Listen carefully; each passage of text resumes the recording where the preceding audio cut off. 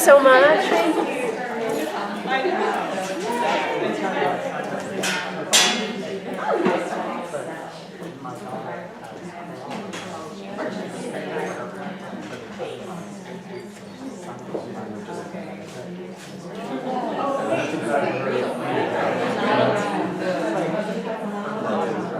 Good morning, everybody. We're going to go ahead and get started. Come on in. If you haven't gotten a handout, can you just raise your hand? We have a handout here. Copier was out of Staples, but it's still available for you there. How is everybody? Very good. Oh, gosh, yes. So I'm videoing because we had that crazy, weird, fluky weather day yesterday. I still am a little traumatized and haven't fully recovered. But that's okay. It's okay. We're going to video and then we're going to shoot this out electronically because we canceled our session last night not knowing and having to make decisions in the moment with weather. You never know how it's going to go.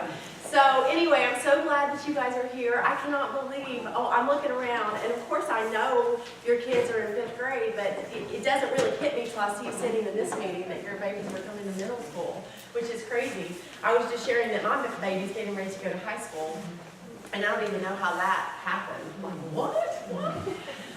So I am just now kind of phasing out of this middle school journey, which is interesting. For those of you who don't know me, my name is Julie Gardner, and I'm one of the administrators here at the K7 campus, along with Mary Ann Cole and Leslie Tomko.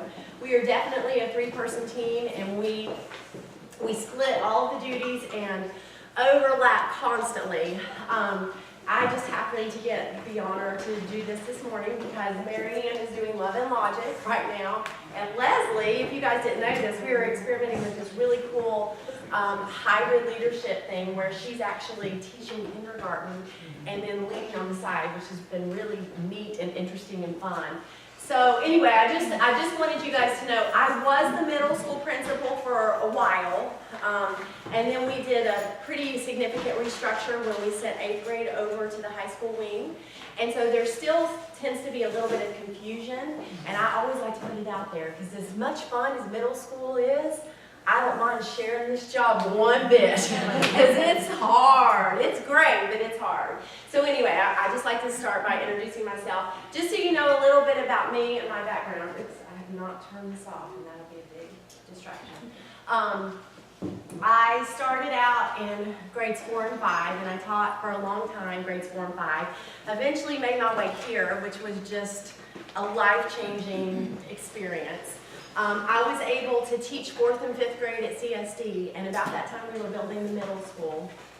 And I had been teaching 4th and 5th grade for probably almost 10 years at that point, and just was ready to try something new. So I went to the administration and I said, I think I would like to try to teach middle school.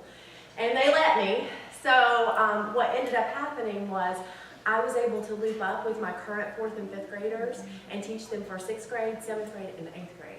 So I did a 5-year loop, which was absolutely the highlight of my career. I mean, those kids are my babies. And now they're grown up and they are out in the world. They're about to start their senior year of college, a lot of them.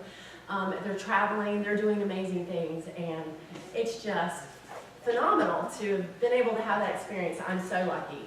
So as I was finishing up my loop, we were building the high school, and it just so happened that we needed some leadership here in the middle school, and I somehow stepped into that and have been doing leadership here ever since, and just love it. Just feel like I am the luckiest person in the world to get to do this every day. So that's just a little bit about my history for those of you who don't know me. So to start this session, I always like to share resources. We're research junkies here. That's what we do. That's what we thrive on. This is probably one of the best resources, in my professional opinion, for parenting middle schoolers. And I will send this stuff out electronically to you guys so you'll have the link. She also has a phenomenal session, a podcast that she did with NPR. So I'll send that out as well. But her name is Michelle Icard. And she was actually one of our Fresh Take keynote speakers a few years ago. She's fantastic. She's an expert in pre-adolescent development, the middle school years. And she has raised both a girl and a boy, so she has that perspective as a parent as well. They're very different, as you guys know, if you have both. I only have the boys, but I get to deal with lots of girl stuff here at school. But I highly recommend you purchasing this book. It's really been a life changer for me, not just as a principal, but as a mom. She's just got a really great outlook. And I'm going to actually share with you some of her big ideas, but you really want to get this one and read it. In fact, maybe we could organize a book study, because I think those things are really fun to do in groups. So she says, instead of thinking about middle school with these feelings of fear and dread, I mean, go back to your middle school experiences. Maybe there are people in this room that had the best experience ever and they would go back and do it in a skinny minute. But most often, that's not the case. Most people look back on middle school as a very stressful time in their lives. And she kind of gives us a different perspective, saying, don't look at it as something to fear or something to dread. Look at it as a period of opportunity. And I think she's right. I totally think she's right. We just have to have some background knowledge about how middle schoolers are wired, so we know what to anticipate, and then we know how to react when these things occur. She says one of the biggest things that parents can do during this period of your child's life is shift from the position of manager, right? Because up until this point, you've been managing your child's life. I mean, that's what parents do. We're supposed to do that. We have to shift now from manager to assistant manager. And if you think about it, it makes perfect sense. Right now, in this period, middle school years, the most important thing our kids are doing is developing their own sense of identity. Up until this point in their lives developmentally, they have totally associated themselves with you as part of your family unit. And they are wired now to kind of step out of that box and figure out who they are aside from you. And that can be very exciting and very fun. It can also be very scary and very painful sometimes. That's just part of the journey. But I can tell you from my experience, both as a principal and as a mom, she's absolutely right. As parents, we are wired to protect our babies, and we want to help them. And I've seen it time and time again, the parents who want to swoop in and rescue and save and protect, even though their hearts are pure and their intentions are pure, it backfires. Just like when our babies were little, and remember when they started to crawl, and then they started to walk, they took a few spills, didn't they? And they had some black eyes. My kid broke out his front teeth, not once, but twice. He actually pushed them up into his gum the first time, and they came back down over time, and then after they came back down, about 6 months later, he knocked them out altogether. I mean, that's just part of learning. And in middle school, the same things happen, except it's not so much on a physical level, it's more on an emotional and a social level. So it's hard sometimes, but we have to let them make their own mistakes and own their own problems. That's the thing that I see the most, is we want to solve all of the problems for the kids. And absolutely it's okay to coach from the side and assist, but the minute that we step in and we solve the problems for them, we're robbing them of an opportunity to learn and grow. They are adults in training, and they need to make mistakes. They need to fall down so they can learn. So I love how she says, think about demoting yourself from manager, now you're assistant manager. She refers to this period of pre-adolescence as the middle school construction project, and I love this. They're building 3 really important things during this stage of their life. They're building a new body, which that's very obvious if you walk down these halls, right? They're building a new brain, and as I've already mentioned, they're building a new identity. All of this is going on simultaneously. And here's the thing. This is her analogy, not mine. They're doing this. Imagine you're building a house at the beach on the sand. And the tide is constantly shifting, and the sand is constantly going back and forth. It's very unsteady ground, because everything they're doing right now is all built upon their social world. That is the most important thing to them. Academics, it's all social. Do you want to know what the #1 question is kids ask themselves in middle school? Constantly, like over and over and over again, all day long. #1 question is, am I normal? Am I normal?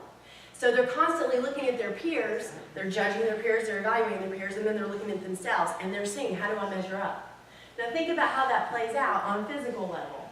You know, you've got some 12-year-old boys that are this tall that could easily pass for 4th grade boys, right?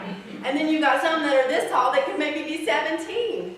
Girls, it's the same thing. Girls tend to develop sooner, so you have maybe some really tall girls who are very, very young, right? And they're constantly comparing themselves to their peers, and what should I look like, and where should I be, and am I normal? They are trying to establish their own sense of identity, and in doing so, they tend to put on different masks, and they try to fit into different groups. And so in doing that, sometimes they make mistakes. And as I was saying before, they need to learn from those mistakes. That's why, too, it can be very confusing for parents. My son and I have a husband, I was remarried a couple of years ago, but he's at home with me. I mean, we're great, right? And we're both kind of introverted, and so like we can both do our own things. But apparently, according to the teachers at school, he's like this clown, and he's hilarious, and he's constantly doing all these things. I never see that side of him. But he doesn't have the audience at home that he has at school. And that's the side of his personality that he's trying out at school to see how that works for him. And sometimes things work to their benefit, and then sometimes things work to their detriment. But they have to experience these different roles and these different situations to see how it works for them. She also talks about, too, you know, at this age, they're still kind of kids, but not really, but they're not quite adults, so they kind of fluctuate back and forth. So that's why sometimes you have girls who still want to go home and play with their dolls, right? Or boys who want to go home and play with their trucks or whatever they do at home, but then they also might think about, gosh, what would it be like to wear makeup, or what would it be like to kiss a boy? So they're very much caught in between. The cuddling thing with parents, you know, sometimes they really want the love and they want to be cuddled up, but they do not like that in front of their peers, so don't you even try it. In fact, in case you don't know this, just your mere presence can be very revolting and embarrassing. So prepare yourself for that right now. But they're caught, and so they just have to, we have to give them that room. Michelle Eichert says this beautifully, it's not linear. None of this is linear. So one day it might look this way, the next day it might look that way, and we just have to be prepared for the ride. And she does a great job of coaching parents how not to get sucked into the drama, because we do. She refers to something perfectly as getting out our Botox brow. So we want our kids to be talking to us. We want to know what's going on. And in our minds, we think that we're being really empathetic and compassionate by reacting. Oh my gosh, really? Oh. But that's actually the worst thing that we can do. She says what we need to do is remain neutral. Don't get emotional. Don't get sucked in, even though sometimes your blood will boil. You will think, she said what to you? You can't do that. You've got to stay neutral, listen, and then coach them, the child, on the problem-solving process. Easier said than done. That's why it takes a village, all of us working together.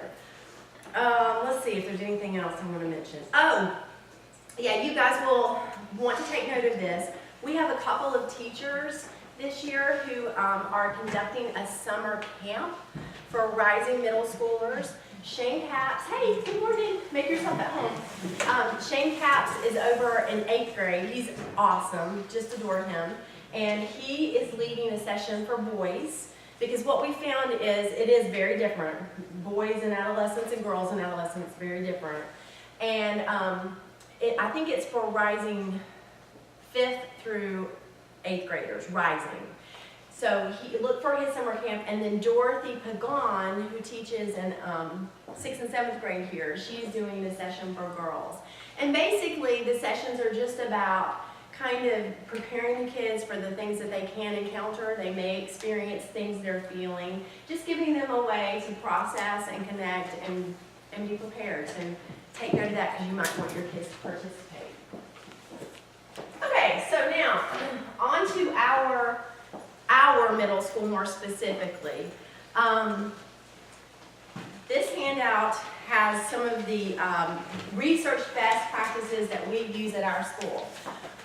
When we were building CSD Middle School, we put a lot of time and energy into doing our research and figuring out what makes a really successful middle school experience for kids. And we had teams of teachers and parents and administrators fly all over the country and visit some really awesome schools. We did tons and tons of reading. And we focused very specifically on one white paper from the National Middle School Association. It's now called the Association for Middle Level Education, but it's called This We Believe. It's excellent. It's still out there, and we highly encourage you to read that as well. But these are some of the things that stood out to us as practices that we definitely wanted to incorporate into our middle school program. Educators who value working with this age group and are prepared to do so. So obviously, this age group is not for everyone. It's actually very polarizing. People either love it, and you can see it in their eyes. They like have a different look about them. Or they're like, no, don't put me there. And we are so fortunate to have attracted the most amazing middle school teachers. They are wonderful. They totally get this age developmentally. They are incredibly kind and patient and respectful, yet firm and hold kids accountable, which is exactly what you need with this age. So you are going to love getting to know these teachers. Courageous collaborative leadership. Now notice, that means, collaborative leadership means that admin, teachers, parents, and students all working together. So we're all a team, everybody has a voice at the table, just like it happened in elementary school. Shared vision that guides decisions, but we were obviously going to adhere to the basic school philosophy and focus on community, curriculum, climate, and character. Discipline at the middle school level. So much like in elementary, we handle things privately with kids. We do not humiliate kids. We do not yell at kids. We do not embarrass kids. We try as best as we can to address situations in a way that keeps their dignity intact. Like I was saying, kids mess up, especially at this age. And so depending on the level of the infraction, parents may or may not be notified. Remember, our goal is to teach kids to solve their own problems and to handle their own problems. So a lot of times, kids may come to the office for something, work through it with an administrator or a guidance counselor, figure out a solution and a way to repair the damage, and then be set free. And you may not ever know about it unless your kid chooses to share that with you. And that's okay. That's the goal. That's what we're looking for. Now, if we have repeated infractions or we feel like we're not getting to the root of the problem, obviously, we're always going to involve you because you're our partner in education. But I don't want you to be alarmed if you find out about something after the fact and say, but I was never told. Well, sometimes we don't do that because we feel like it's already been handled, it's already been addressed. And at this level, that's a good thing.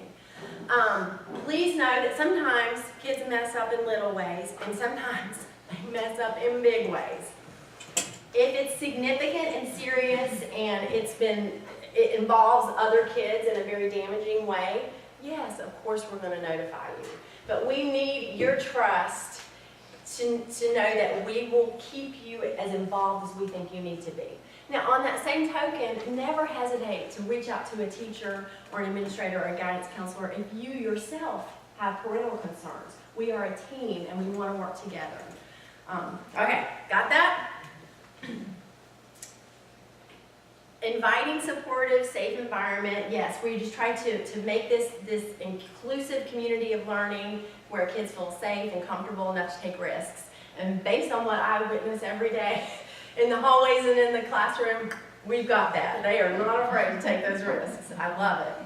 High expectations for every member of the learning community. You can review the CSD Covenant of Learning because we still hold those same expectations for kids at this age. Students and teachers engaged in active learning. So just like in elementary school, when you go into our classes, you're going to see kids doing things. Kids learn by being social, talking through things, and by doing things. So lots and lots of exploratory activities where they can discover things through hands-on means, getting out into the community, interacting with the community outside of the school. That's how kids learn. I will go ahead and point out too, while we're talking about teachers, that is probably one of the biggest shifts I think parents have moving from elementary to middle. You're used to having a classroom with those 2 teachers for 2 years that you just know so well, and they know your kids so well. And over time, these teachers will also know your children as well, but you have to remember they have far more. It's a different situation. So if you're a core teacher, you're going to have 100 kids at least, maybe a few more. If you're an electives teacher, meaning like Spanish, for example, or even some of the art classes, dance is very popular, there's lots of kids that dance, you could have 300 kids.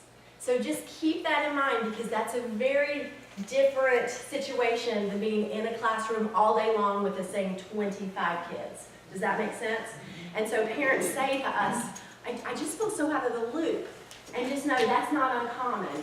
We want you to feel informed, and the teachers, I think, do a really good job at this level of keeping parents informed. They still send out a weekly newsletter every week so you can know what's going on in the classes, so you can know what homework they have assigned, what tests are coming up, what activities are coming up. But it is a different level of involvement. And part of that is because they're growing up, and they need to be a little more independent as well. So just keep that in mind. Okay, an adult advocate for every student. We do have advisory in middle school, and this is our way of holding on to that small group community character part of elementary school. So at the beginning of 6th grade, we're going to put the kids in groups of 12 to 14 kids, and they will be assigned to an advisor, a middle school staff member. They will eat lunch together twice a week. There is a curriculum associated with that. Things such as organization is a biggie in middle school because they're not used to managing, a locker and a book bag and an agenda and all these different classes. Let's see, we do Stephen Covey's 7 Habits, for teens.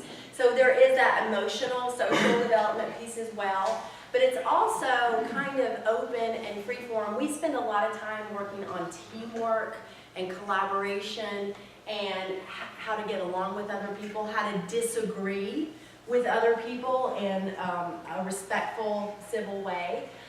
So those are the kinds of things that you can expect to see in advisory.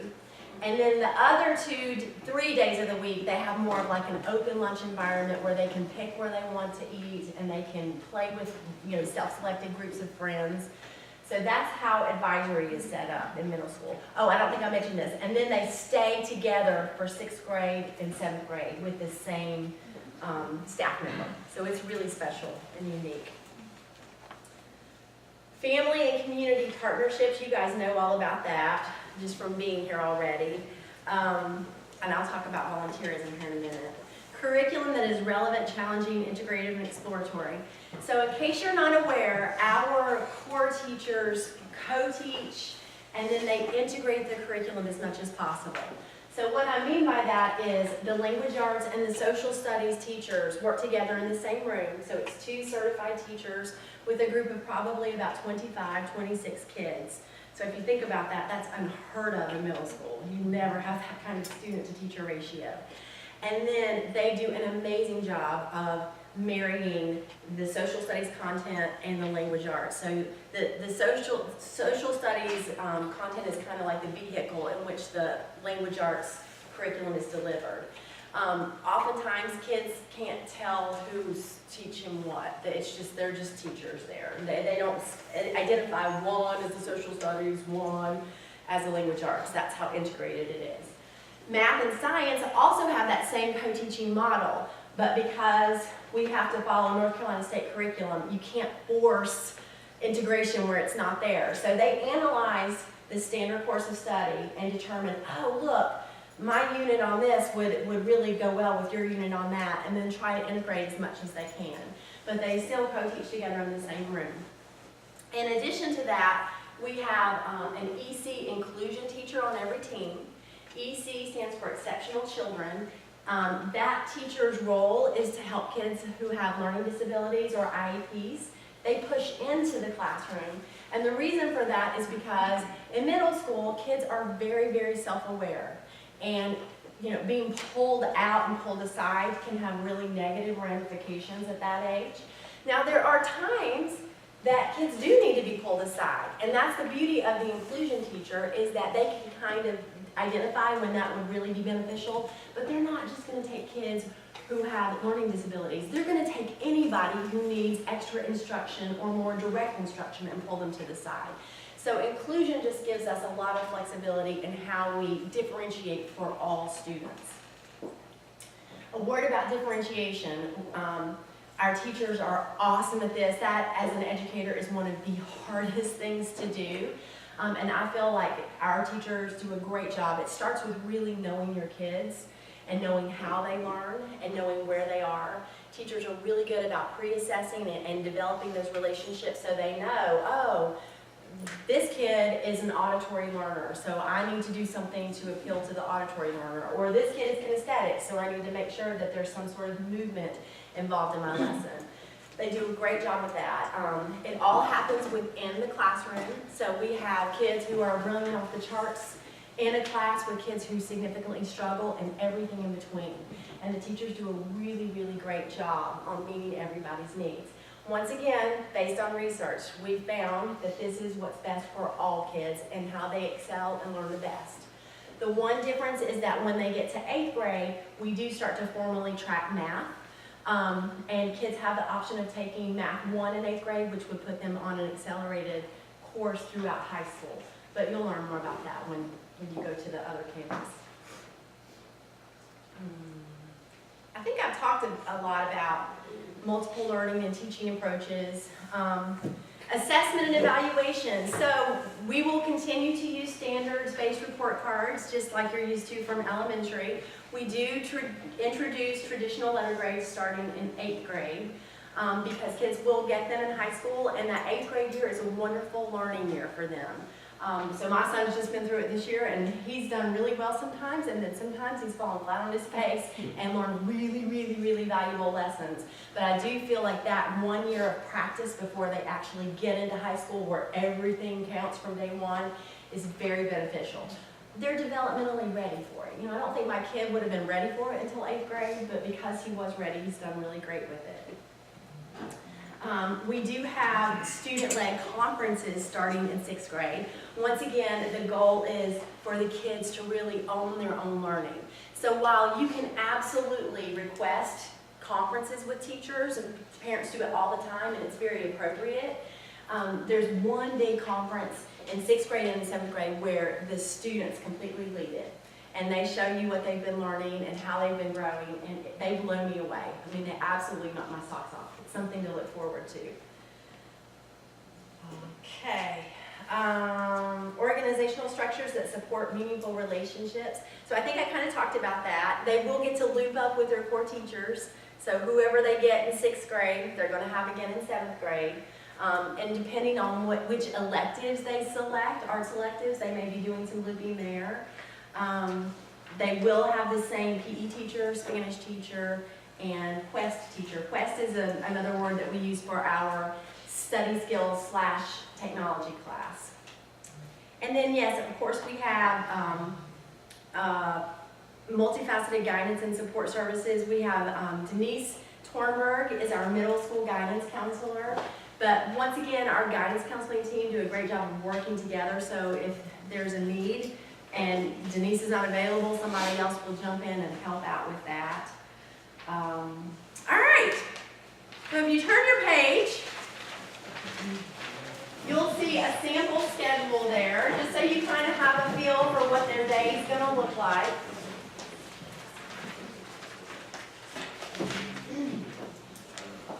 So class starts, the bell, we don't have a bell, but like the bell that doesn't ring, is at 8:05. Kids, when they get here in the morning, you can drop off as early as 7:30. The kids just kind of congregate in the gym. It's a nice little like informal social time for the kids where they just hang out and talk and chat.